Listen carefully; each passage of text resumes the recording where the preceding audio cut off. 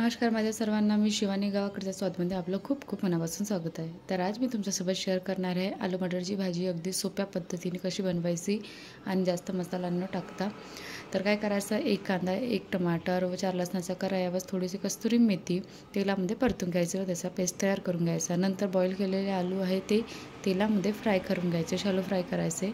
नंतर त्याच तेलामध्ये थोडंसं जिरं, मोहरी, कढीपत्ता वगैरे, एक कांदा पण टाकू शकता तुम्ही, ऑप्शनल आहे। नंतर अद्रक लसणाचा पेस्ट थोडासा आणि जो आपण कांदा आणि टमाटरचा पेस्ट तयार केला होता तो टाकायचा, त्याला पण 1-2 मिनटं परतून घ्यायचं। परतल्यानंतर त्यामध्ये मसाला घालायचं, जसं लाल तिखट, धनिया पावडर, जिरा पावडर, हळद, मीठ आणि थोडंसं मी कांदा लसूण मसाला टाकला आहे, तुम्ही स्किप पण करू शकता, असेल तर ठीक, नसेल तर ठीक।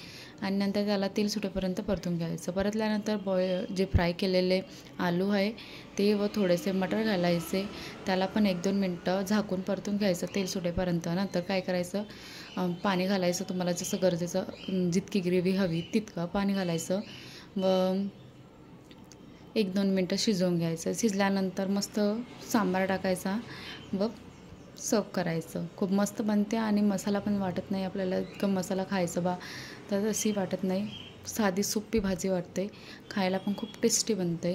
कशी वाटली रेसिपी कमेंटमध्ये सांगा आणि चॅनलला सबस्क्राईब करा। थँक्यू।